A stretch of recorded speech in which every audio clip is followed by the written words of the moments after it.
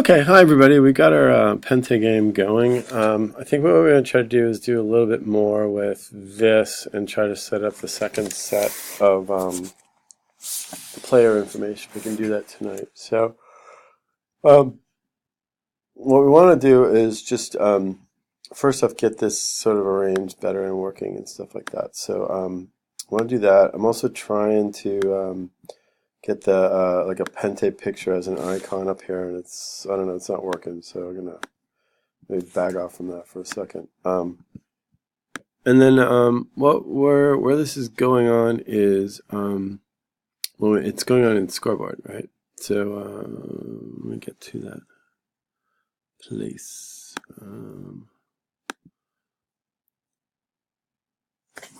Yeah, let me just kind of clean things up.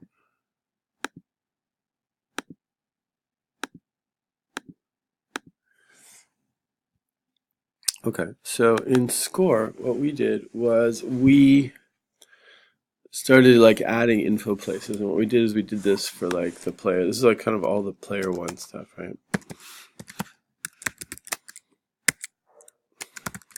And what we have to do is get them changed to actual information, but this sets up all that, right?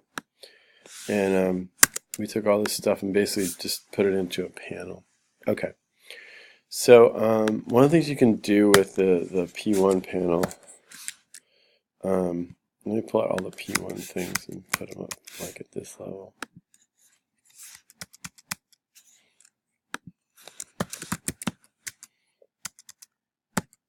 We can set a layout manager, and we can try a box layout. So new.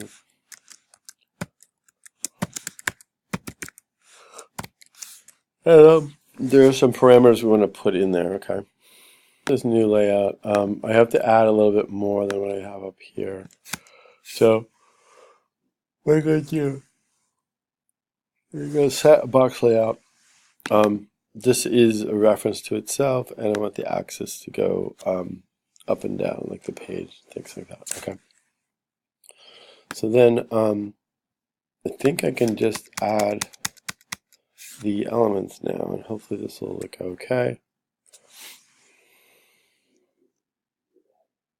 Okay, so let's run that and see what it looks like.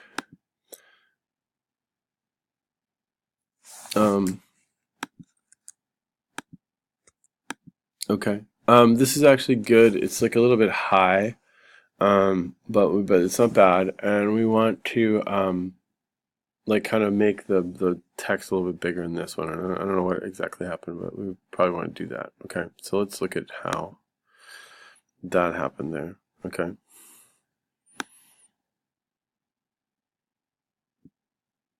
Oh, let me see, because this has this should be captures, and this should be captures,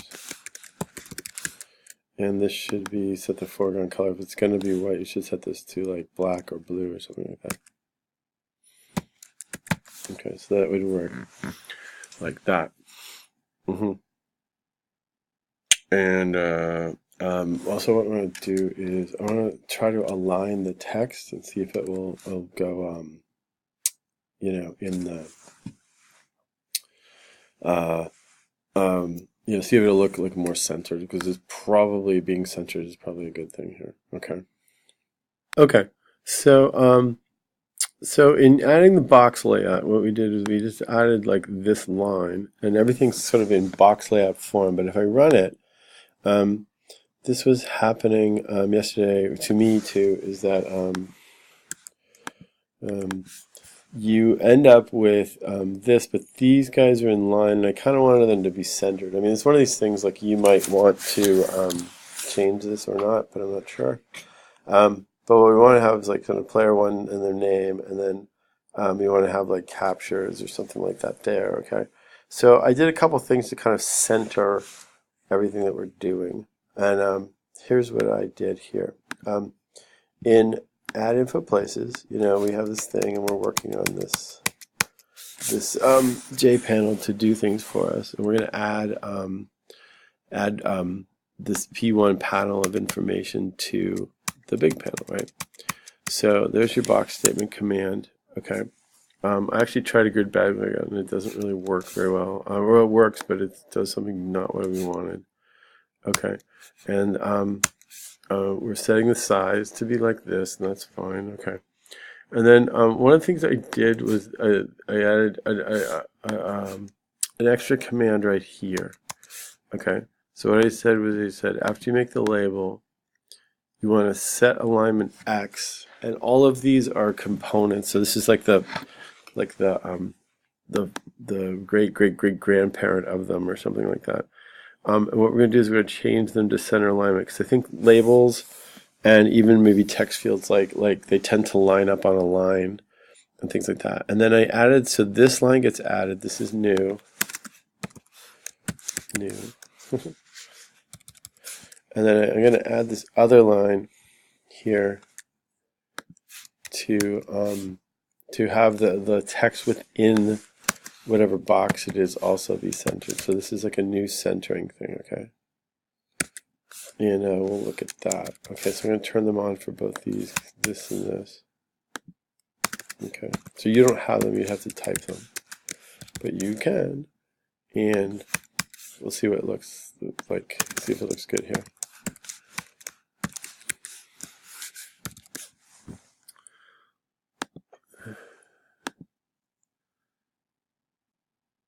So yeah, so there it is. That's centered. That actually looks pretty good. You know, we can do something. I think one of the things that's not great is that it's at the top of the field there, or you know, wish we could get it to go lower. So I'm going to work on that.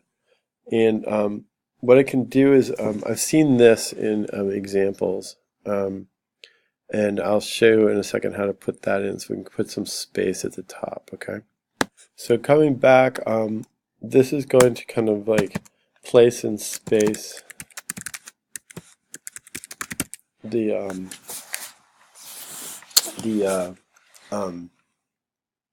labels. Okay.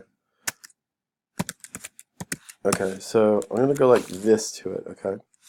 There is a command called add, and it says create rigid area, and it's making something of dimension like 0 in the x direction, but 70 pixels on the top dimension. Okay, and we'll take a look and see how that works. Let's see what that looks like.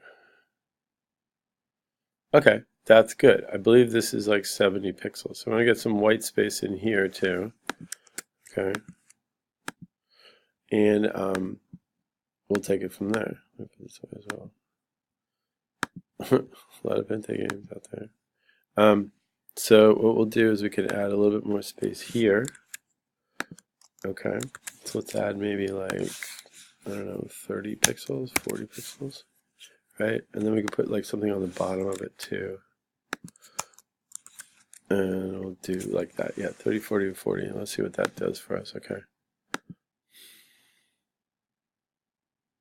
Okay, so that looks like acceptable. You could see that working. And then we want to put like the reset button on. I'm going to get the other thing too. I also want to try like a border, so I keep this area kind of separate. So I'm going to try that next. Okay, this I'm going to put away, and I'm going to get this thing here. So I'm going to try that next. So I'm playing around with the rigid area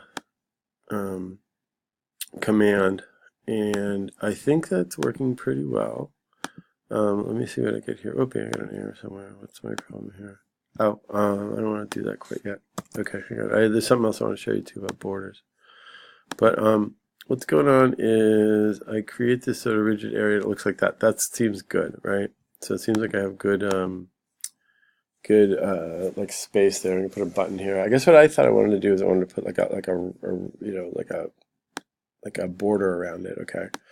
And there's this thing called the border factory that you can use. Okay, and there's a whole bunch of different borders. Let me see if I can get to this.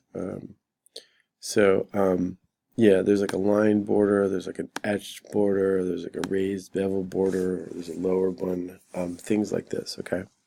So this site here, can show you a little bit about what they look like. This is kind of what, like this is a lowered one, this is a raised one. They're kind of cool.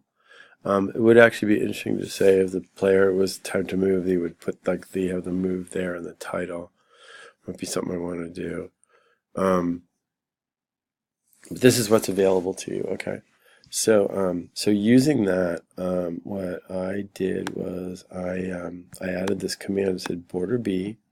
I called the border factory. I said create line border, and this is the line width of it, and this is if you want rounded corners. Okay, so it's a blue border like that. That's good. And then what you can do is you can just take panel 1 and take B and set it as your border. Okay, and if you do that, let's see what happens here.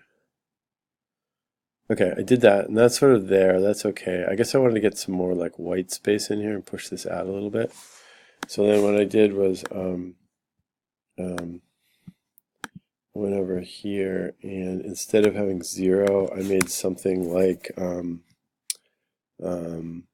we have an SP width variable, so it's going to be like SP width. I don't know, maybe like -40. So it's like a little bit bigger than the. I mean, it's a little bit smaller than the width of the score panel. And if I do that, then that sets that out. Actually, I'll only need to do it once. But what that will do is it'll actually sort of pad out it pads out this, so it looks a little bit bigger. And I guess that looks good. I'm going to make a reset button next, and then I'm going to try to put the other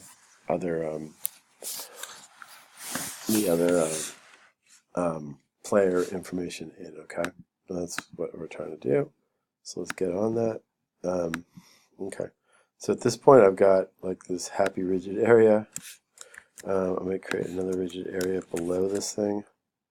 Maybe like 20 pixels, and then I have to add sort of like this button.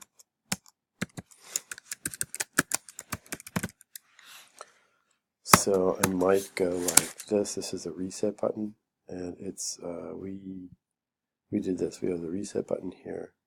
So I might go reset button equals new J button, and I'm going to say new game. Okay, like that. And that would call a reset, and we'll have to get some listeners and things like that. What I'm going to do too is I'm going to set the font to be my font.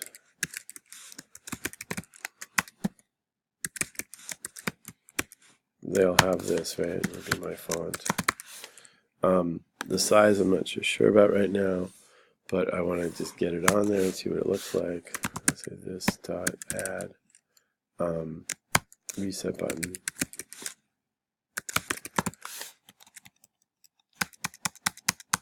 Okay, and we'll get this to work, but maybe not today. Let me see what this looks like. Okay.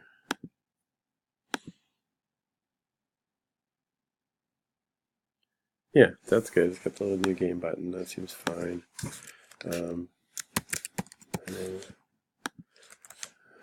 Okay, and that's that.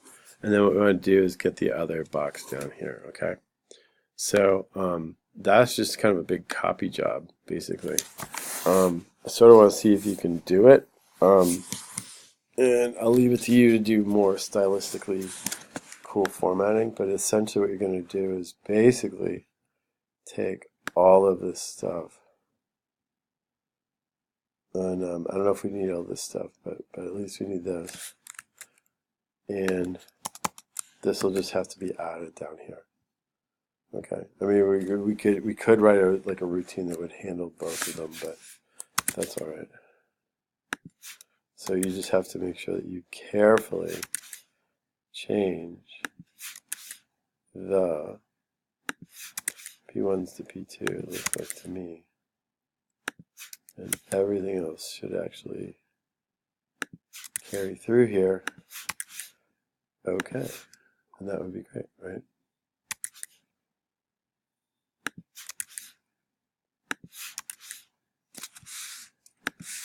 I'm just finding all these P1s and changing them to P2s. Seeing how fast you can do it.